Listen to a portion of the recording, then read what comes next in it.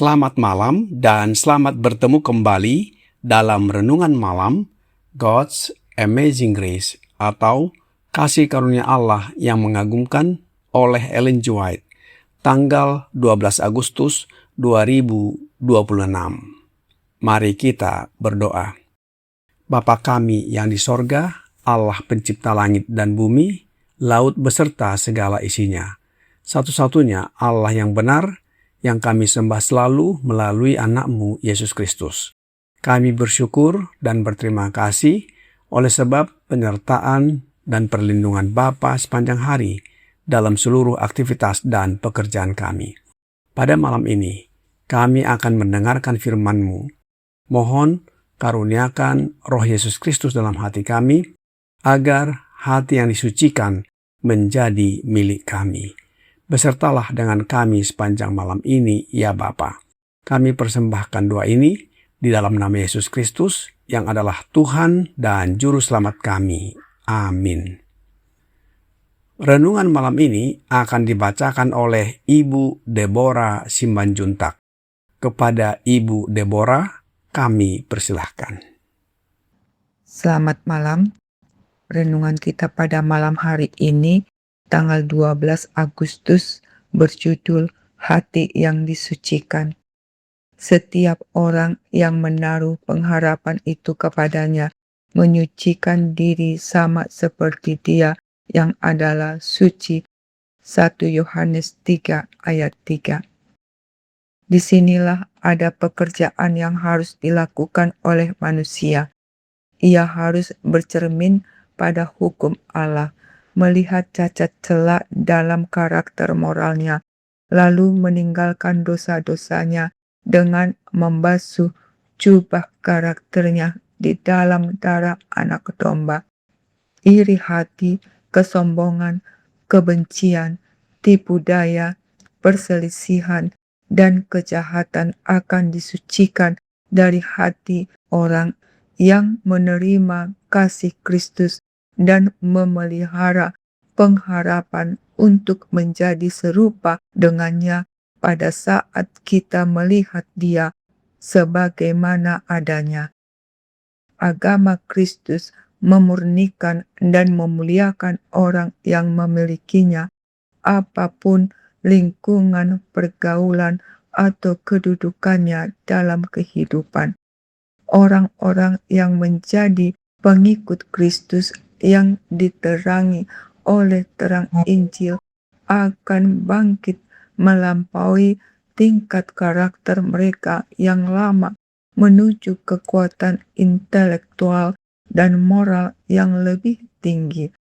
Mereka yang telah jatuh dan direndahkan oleh dosa serta kejahatan dapat melalui jasa-jasa Juru Selamat diangkat ke suatu kedudukan yang hanya sedikit lebih rendah daripada para malaikat. Namun, pengaruh dari pengharapan Injil tidak akan membuat orang berdosa menganggap keselamatan di dalam Kristus sebagai anugerah yang murah, sehingga ia dapat terus hidup dalam pelanggaran terhadap hukum Allah. Ketika terang kebenaran menyinari pikirannya dan ia sepenuhnya memahami tuntutan-tuntutan Allah serta menyadari besarnya pelanggaran-pelanggarannya, ia akan memperbaiki jalan hidupnya menjadi setia kepada Allah melalui kekuatan yang diperolehnya dari Juru Selamatnya dan menjalani kehidupan yang baru serta lebih murni. Kita memiliki tugas untuk membentuk karakter menurut teladan ilahi. Setiap kebiasaan yang salah harus ditinggalkan. Orang yang tidak murni harus menjadi suci hatinya. Orang yang egois harus menanggalkan keegoisannya. Orang yang sombong harus melepaskan kesombongannya. Orang yang harus mampu mengandalkan dirinya sendiri harus mengalahkan rasa percaya diri yang berlebihan dan menyadari bahwa tanpa Kristus ia bukanlah apa-apa. Kita harus memiliki hubungan yang hidup dengan Allah. Hati yang keras kepala dan memperoleh dapat menutup pintunya terhadap segala pengaruh lembut dari kasih karunia Allah dan terhadap segala sukacita di dalam Roh Kudus. Namun, jalan hikmat adalah jalan yang menyenangkan dan semua jalannya membawa damai sejahtera. Semakin erat hubungan kita dengan Kristus, perkataan dan tindakan kita akan semakin memperlihatkan kuasa kasih karunia-Nya yang menaklukkan dan mengubahkan kehidupan. Terima kasih, Tuhan memberkati. Amin. Terima kasih atas penata layanan Ibu Deborah. Tuhan Yesus memberkati. Saudara-saudari dalam Yesus Kristus, malam ini kita merenungkan pentingnya hati yang disucikan. Manusia sering melihat apa yang tampak dari luar, seperti penampilan, perkataan, dan pelayanan.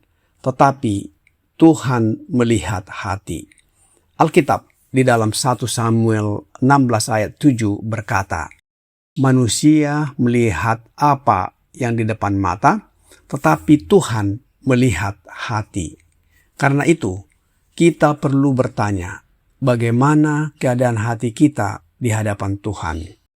Kita mungkin rajin beribadah, berdoa, membaca Alkitab, dan melayani. Tetapi yang Tuhan kehendaki adalah hati yang semakin dekat dan melekat kepada Kristus. Salah satu pekerjaan pertama dalam penyucian adalah menyadari keadaan hati kita. Alkitab di dalam Yakobus 1 ayat 23 dan 24 berkata, sebab jika seorang hanya mendengar firman saja dan tidak melakukannya, ia adalah seumpama seorang yang sedang mengamat-amati mukanya yang sebenarnya di depan cermin. Baru saja ia memandang dirinya, ia sudah pergi atau ia segera lupa bagaimana rupanya. Langkah pertama dalam penyucian adalah menyadari keadaan hati kita. Di dalam Yakobus 1 ayat 23 dan 24 menggambarkan firman Allah seperti cermin yang menunjukkan siapa diri kita sebenarnya. Seringkali kita mudah melihat kesalahan orang lain, tetapi sulit melihat kelemahan diri sendiri. Karena itu, kita perlu berdoa seperti doa Raja Daud di dalam Mazmur 139 ayat 23 dan 24. Selidikilah aku ya Allah, dan kenallah hatiku. Lihatlah, apakah jalanku serong, dan tuntunlah aku di jalan yang kekal. Doa ini bukan meminta Allah menunjukkan kesalahan orang lain, tetapi berkata, Bapa, lihatlah hatiku dan ubahlah aku. Allah menunjukkan masih adanya iri hati, kesombongan, kebencian, kepahitan, atau keinginan membalas dalam hati kita. Jangan takut ketika Allah menunjukkan kelemahan kita. Allah menunjukkan cacat tabiat kita atau cacat karakter kita, bukan untuk menghancurkan, tetapi untuk menyembuhkan dan memulihkan kita. Bagaimana caranya Allah menunjukkan cacat tabiat atau karakter kita? Dalam renungan malam ini, God's Amazing Grace, halaman 232, paragraf 2 berkata, "Disinilah ada pekerjaan yang harus dilakukan oleh manusia. Ia harus bercermin pada hukum Allah, melihat cacat celah dalam karakter moralnya, lalu meninggalkan dosa-dosanya dengan membasuh jubah karakternya di dalam darah anak domba. Iri hati, kesombongan, kebencian, tipu daya, perselisihan, dan kejahatan akan disucikan dari hati orang yang menerima kasih Kristus dan memelihara pengharapan untuk menjadi serupa dengannya pada saat kita melihat Dia sebagaimana adanya." Allah menghendaki kita bercermin pada hukum-Nya, agar kita dapat melihat kelemahan dan dosa dalam karakter kita. Setelah menyadarinya, kita dipanggil untuk meninggalkan dosa itu dan menyerahkannya kepada Kristus. Melalui kasih Kristus dan pengorbanannya, hati kita dapat disucikan dari iri hati, kesombongan, kebencian, tipu daya, perselisihan, dan berbagai kejahatan. Penyucian terjadi ketika kita membuka hati kepada Kristus dan terus memelihara pengharapan untuk menjadi semakin serupa dengannya. Kita tidak hanya dipanggil untuk melihat dosa, tetapi untuk meninggalkannya dan membiarkan Kristus mengubah hati dan karakter kita. Oleh sebab itu, hukum Allah sebagai cermin yang menunjukkan cacat celah karakter kita, dan Kristuslah yang menyucikan kita. Alkitab di dalam 1 Yohanes 1 ayat 7 berkata, "Tetapi jika kita hidup di dalam terang, sama seperti Dia ada di dalam terang, maka kita beroleh persekutuan seorang dengan yang lain. Dan darah Yesus anaknya itu menyucikan kita daripada segala dosa." Darah Yesus anaknya itu menyucikan kita daripada segala dosa. Kita tidak mampu membersihkan dan mengubah hati dengan kekuatan sendiri. Perubahan sejati hanya dapat dilakukan oleh Kristus. Persoalannya adalah, apakah kita mau menyerahkan hati kita sepenuhnya kepada Kristus? Seperti Raja Daud yang berdoa, "Ciptakanlah hati yang tahir dalam diriku, ya Allah." Mazmur 51 ayat 12. Allah sanggup melalui anaknya Yesus Kristus melembutkan hati yang keras, menggantikan kebencian dengan kasih, kesombongan dengan kerendahan hati, keegoisan dengan pengorbanan, dan kepahitan dengan pengampunan. Tidak ada hati yang terlalu rusak untuk dipulihkan dan diubahkan. Penyucian berarti meninggalkan karakter atau tabiat yang lama. Dalam renungan malam ini, God's Amazing Grace, halaman 232, paragraf 4 berkata, "Setiap kebiasaan yang salah harus ditinggalkan. Orang yang tidak murni harus menjadi suci hatinya. Orang yang egois harus menanggalkan keegoisannya. Orang yang sombong harus melepaskan kesombongannya. Orang yang merasa mampu mengandalkan dirinya sendiri harus mengalahkan rasa percaya diri yang berlebihan dan menyadari bahwa tanpa Kristus ia bukanlah apa-apa. Kita harus memiliki hubungan yang hidup dengan Allah." Ada satu kalimat penting dalam kutipan ini. Lihat warna kuning. Kita harus memiliki hubungan yang hidup dengan Allah melalui Yesus Kristus. Mengapa? Karena karakter kita akan dipengaruhi oleh siapa yang paling dekat dengan kita.